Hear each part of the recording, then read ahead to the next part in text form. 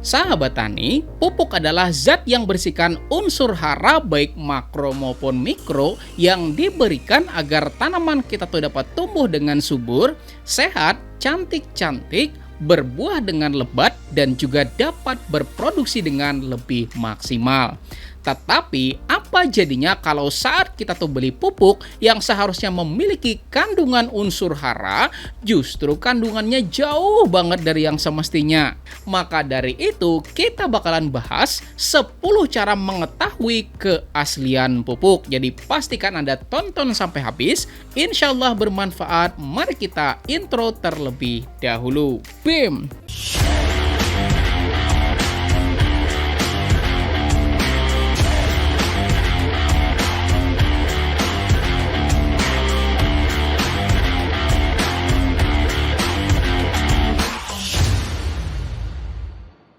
Dan buat Anda yang sudah subscribe channel ini dan klik tombol loncengnya, mudah-mudahan ilmunya jadi makin berkah dan rezekinya jadi tambah banyak lagi. Amin. Dan langsung saja, ini dia 10 cara mengetahui keaslian suatu pupuk. Pertama, merek atau nama dari pupuk tersebut. Dan sepengalaman saya, yang paling sering ketahuan itu ya sahabat tani adalah nama-nama berikut ini yang dipelesetkan. Itu pertama adalah Ponska, kemudian Mutiara, kemudian SP36, serta pupuk fosfat yaitu TSP. Artinya kalau Anda menemukan nih misal tulisan yang tidak sama dengan yang seharusnya atau ada pelesetan-pelesetan namanya gitu ya sahabat tani, maka ini patut buat kita curigain keaslian dari kandungannya. Kemudian yang kedua yaitu cek kandungan unsur haranya, di mana sering banget ya sahabat tani ada pupuk yang bertuliskan 15-15-15 atau 16-16-16. Kode 15-15 atau 16-16-16 merupakan suatu grade fertilizer NPK, di mana angka pertama menunjukkan nitrogen atau N, angka kedua menunjukkan fosfor atau fosfat dengan kode P, dan angka ketiga menunjukkan kalium atau K. Artinya kalau Anda nih misal menemukan justru bertuliskan CaO, MgO, dan unsur hara yang bukan NPK ya sahabat tani, maka sudah bisa dipastikan bahwa barang tersebut bukan NPK. Tetapi itu adalah kapur ya sahabat tani, terutama jenis dolomit.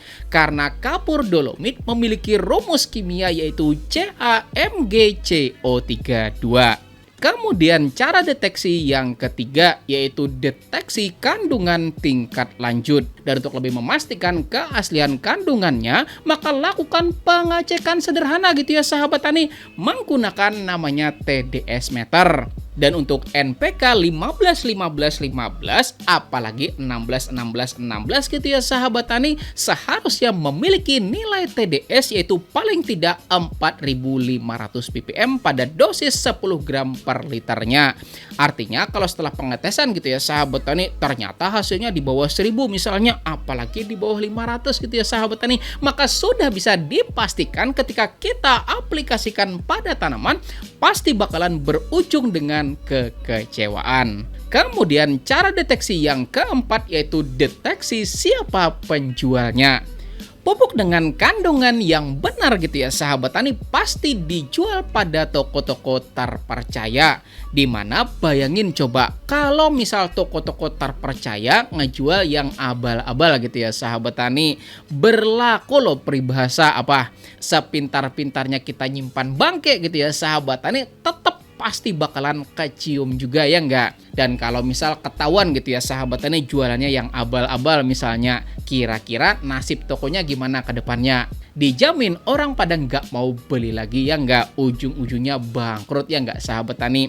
Makanya kalau mau lebih terjamin keasliannya gitu kan, daripada beli orang yang jajak ke rumah-rumah gitu ya sahabat tani, door to door misalnya, maka lebih mending pembeliannya itu dilakukan pada toko yang lebih terpercaya gitu ya sahabat tani. Kemudian cara deteksi yang kelima yaitu soal harga.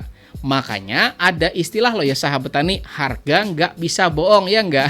Kalau misalnya ya sahabat tani ditemukan gitu kan, harga bahkan 2 kali lipatnya bisa lebih murah gitu ya sahabat tani. Apalagi 4 komponen yang udah kita jelasin tadi itu udah lengkap ditemukan gitu ya sahabat tani. Mereknya misal pelesetan, kemudian ada kandungan kapurnya juga ya nggak sahabat tani. Kemudian dijajah door to door gitu ya sahabat tani. Maka lengkap sudah semuanya ya nggak? Tapi ada pengecualian juga gitu ya sahabat tani. Misal teman Anda beli yang beneran, misalnya 15 15 15 apa 16 16 16 gitu ya sahabat tani. Misalnya dia ada kepepet, ada keperluan mendadak, misal anaknya sakit gitu ya sahabat tani, kemudian nggak jadi berkebun misal, kemudian pupuknya ditawarin pada kita gitu ya sahabat tani dengan harga mungkin di bawah dari harga pasar gitu. Nah itu beda kasus gitu ya sahabat tani. Nah itu sudah bisa dipastikan asli karena Anda tahu riwayat dari pembelian tersebut gitu ya sahabat tani. Oke. Kemudian cara yang keenam yaitu dari registrasinya, dan ini memang sedikit lebih rumit gitu ya sahabat tani. Jadi masuk ke browser gitu ya sahabat tani, kemudian ketikkan pestisida.id/pupuk kemudian app gitu ya sahabat tani. Lalu masuk ke rekap pupuk organik, pupuk hayati dan juga pembenah tanah gitu ya sahabat tani. Nah, lalu di bagian pencarian ini ketikkan pembenah tanah gitu ya sahabat tani, atau bisa juga ketikkan dolomit gitu kan. Nah, itu bakalan kelihatan ya sahabat tani banyak banget merek pupuknya ya enggak. Dan ada juga di antaranya yang namanya tuh mirip banget ya sahabat tani sama pupuk makro majemuk ya enggak. Silakan cari sendiri gitu ya sahabat tani. Atau bisa juga masuk ke yang satunya gitu kan, yaitu rekap pupuk anorganik. Nah silakan cari tahu gitu ya sahabat tani merek-merek pupuk yang beredar di tempat Anda. Maka mudah-mudahan dengan informasi ini kita lebih terhindar dari pembelian pupuk yang tidak semestinya ya nggak sahabat tani, oke? Kemudian cara ketujuh yaitu cobalah lakukan penimbangan. Siapa tahu di tempat Anda ada timbangan besar gitu ya sahabat tani. Nah silakan coba lakukan penimbangan. Udah sesuai nggak kira-kira angkanya dengan yang tertera di kemasan gitu kan. Misal yang tertera di kemasan itu 50 kg. Ternyata setelah Anda lakukan penimbangan ternyata cuma 45 gitu ya sahabat tani. Artinya kan kurang 5 kilo ya nggak sahabat tani. Maka yang seharusnya 50 kilo misal cukup buat 2.500 tanaman, misal kita pupuk tabur gitu ya sahabat tani, maka kalau timbangannya kurang sebanyak 5 kg, maka otomatis ada 250 tanaman yang bakal nggak dapat makan ya nggak.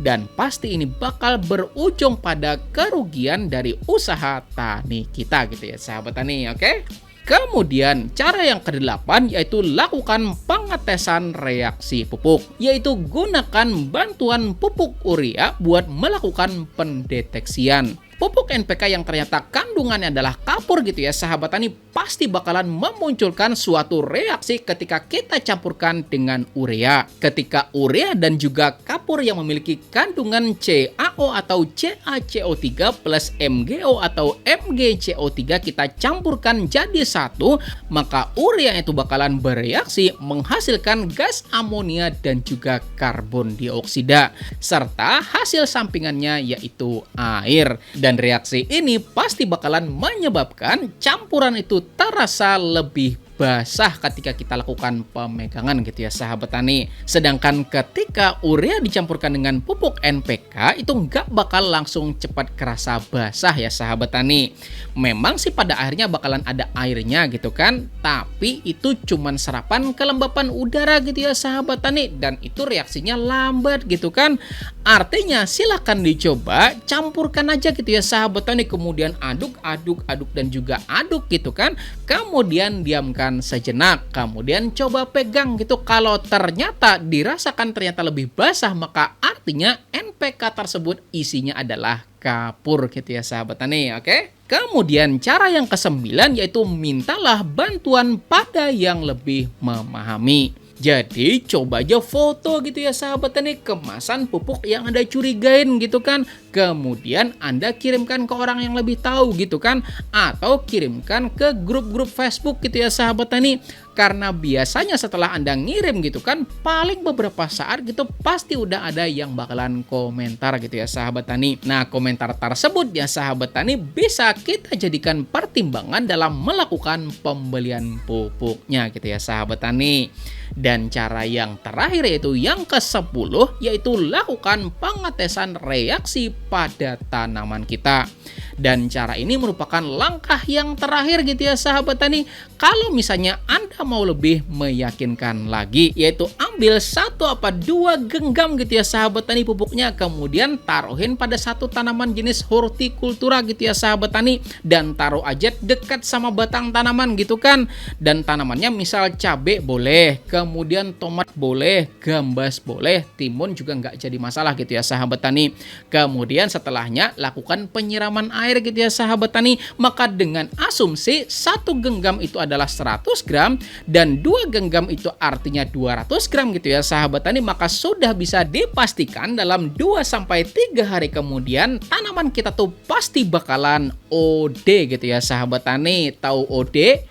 Overdosis gitu ya sahabat tani. Maka kalau tanaman kita tuh baik-baik aja gitu ya sahabat tani dan tidak menunjukkan gejala overdosis, artinya nilai TDS pada pupuk tersebut rendah gitu ya sahabat tani, maka sudah bisa dipastikan kandungan unsur haranya sangat-sangat sedikit atau bahkan nggak memiliki kandungan unsur hara sama sekali gitu ya sahabat tani. Nah, jadi itu tadi ya sahabat tani 10 cara buat mendeteksi keaslian kandungan dari suatu pupuk.